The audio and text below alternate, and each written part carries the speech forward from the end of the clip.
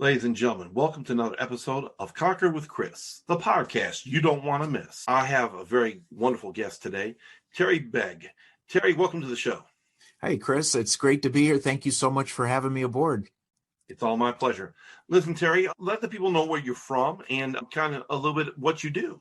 Okay, my name's Terry Begg. Like we said, it's funny spelling, Begue. So it's kind of a silent UE in there. But I'm from Hartville, Ohio, and that's a little town that's right in between Akron and Canton. Canton, of course, is the Pro Football Hall of Fame. I own a painting business, and I actually started it when I was 18 years old, right out of high school. And it's been 43 years now, and I still love what I do, still have my painting business. I still wash the paint off right before I do a podcast most days. But I've created a book about a year and a half ago. It took me about 6 years to develop it, and I'm starting to promote that now. And it's all about the things that I learned with starting a small business and things that will cut years off the learning curve for people who want to start a small business. And Terry, if you don't mind, I have a very serious question to ask. And this is, I don't want to throw you for a loop, but have you ever painted yourself into a corner? You know, in a way I have. There's a few decks that we would stain. We'd get so caught up, there'd be two or three of us brushing really fast and all just backing up and going back and forth. And that actually has happened to us. And there's a way you can step over it and just sort of brush your way back out. So yes, that has happened to me. I just thought, you were going to say, yeah, when I decided to do this podcast. So Terry, tell me a little bit about how you went through the years. You started a business, I guess you said at 18 and grew it. So let's talk about some of the challenges of starting your own business. 18, that has to be really tough because you weren't connected probably. You couldn't say, well, this is my daddy's business, so yeah. I have his clientele. Yeah. So how did you start your business and how did it go? Oh my gosh. It was, looking back, it was probably crazy to try and start. I should have took a job with a painter, learned the ropes first. But, if you're an entrepreneur and you know what I'm talking about, it's hard to work for somebody. And I had a lot of jobs through high school. I never got fired, but I just never stuck around very long. And it took me the longest time to figure out that even my worst day working for myself was still better than my best day working for somebody. So, now there's a quote. I say that in my book. In the end, again for the people. My worst day working for myself was still 100 times better than my best day working for somebody else. Wow, that's tremendous. So I one-upped it there with 100 times. I forgot that's what my quote is in the book. But starting when I was 18 and people told me I looked like I was 14. And I'm sure that's why I struggled really, really bad. But it was okay. I was living at home for those first couple of years and I was getting going a little bit, but people could tell I didn't know what I was doing. One of the first bids I ever gave, I can still remember the guy comes to the door and I just say, hi, I'm Terry Begg. I'm here for the painting estimate. And he just looks down at me with his arms crossed. He goes, if I hire you, who would show up to do the work, you or your dad? I thought, man, that just deflated me right there on the spot. He said what everyone else was thinking, but it didn't really get tough until another thing I did that maybe in hindsight, I should have waited a little. As I got married when I was 21. My wife was just 19. And within a few months, we were broke because my business was so horrible, for lack of a better word. Nobody trusted me. And I really paid my dues for 6 or 7 years. And it wasn't until I was 29 years old that everything changed for me. And the changing point, it's easy for me to tell. It was just 3 simple little words my wife said to me, and it changed everything in my life. And they weren't, I love you. They were, Terry, I'm pregnant. And that was it. There was something about it, flipped a switch in my mind and everything changed. All of a sudden, this ridiculous business that I was playing around with had to get serious. And I figured out ways to sell jobs. I started talking to other painters. And once the internet was available, back then there was no internet. So you couldn't really get tips from other painters because you were the competition, in the area. So I would call long distance and talk to other painters from other parts of the country because I had to figure it out. And I'd spend the winter season selling furniture, selling vacuum cleaners, cars. And finally, I figured out that the successful painters do one thing different than everyone else. And it boiled down to they have their customer pipeline full. They have so much work, they could just pick and choose the best jobs. And once I figured that all out, I started turning things around. I did a lot of things that are all in my book. I joined a professional organization. I started getting into home and garden shows. And by the time my son was born, just 8 months later, I had doubled my income 2 times over. Wow. And everything changed for me. once that happened, I was able to hire some guys the next year. And this is just in 8 months, because I just do outside painting in the summertime. And in Ohio, we got about 8 months. The next year I put on a crew and I double my income again. And it's been great ever since then. Every year it gets better. I want to go back for a second. You said that Mm-hmm. that no one knew you. On the internet, we have this thing that we call the know, like, and trust factor. They got to get to know you, so they get to like you, and then once they like you, they begin to trust you. Yep. So that was an obstacle you had to overcome even back then. Oh my gosh. And really one of the things I did is instead of hiding that I was young and they could see my old rusted up beater in the driveway with the little pipes that held used ladders on it. And instead of covering up, I finally would just start to say to them, I said, I know I look young and I am young, but I know what I'm doing. And if you'll trust me to paint your house, I'll bust my butt for you. I won't turn a bill in until you tell me you're happy. And people started to hire me. And it was just I had to stop thinking of my customers as like the enemy. Like if they didn't hire me, they won. If they did hire me, I won. It was never about that. I need to treat my customers like my friends and just be fully transparent. And that was the difference. And treating them like my friends. I see something else there. I see that you started to create value versus you needed something from them. You started to create value. Look, I'm young. I have more energy. I can get more done in less time. I have a crew too, and I know how to manage them because this is my business. You have my word. I'm not going to give you a bill till you're satisfied. To me, that's a value you created. So like in the internet business, the things like they call value ladders, Mm-hmm. try to get people to go up the value. So there's that. People need to feel like they're getting more than what they're giving back, right? Mm-hmm. And if you get enough value out, then people give you whatever you want. Right. We're creating a value suction, so to speak. Yeah, a value statement. I would point at my truck and I'd say, yeah, I know it looks ridiculous, but it's not leaking oil in your driveway, I promise. But I tell them because of that, I said, I have no overhead. I know I'll be cheaper than the other painters who come out here with nice trucks. So I tried to just turn all those little things around. And it did. People gave me a chance. And then you mentioned testimonials when we talked a little earlier. That is huge. I devoted an entire chapter to that in my book. It is so important to use other people's words. Well, I mean, not only that, but see, people want to see people that don't look or aren't the same age as you or are younger than you or older than you or different skin tone, different ancestral background. They Mm-hmm. want to see someone different. They want to see someone who talks different, someone who emotes different than you, or more importantly, emotes more like them, right? So, Mm-hmm. or someone they feel like, for example, you're a painter. If you give a testimony for someone, if they're a painter, they're going to trust you, or maybe even if they're in the construction field, they're going to trust you more than somebody who's in cars or car repair, right? So the thing is like all that's important because it aligns. And so you got your business going. Your son was born. Yeah. What happens next? And oh my gosh, 3 months later, my wife was pregnant again. So I said, but wait a second, hold on a second. I know your painting business wasn't that good because you had too much time to be at home.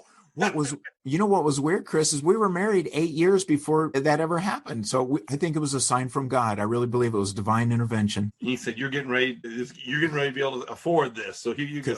Every time I had another child, I realized I got to up my game more. And as I created more value, just like what you were saying, I started slowly raising my prices. And, my business has gotten to the point now where I haven't advertised since 2012, and my business still grows every year. Now we paint over 100 houses every summer.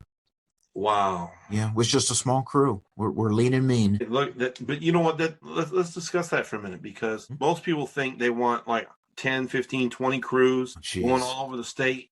But there's a problem with that. That means you have to have someone who can oversee each crew.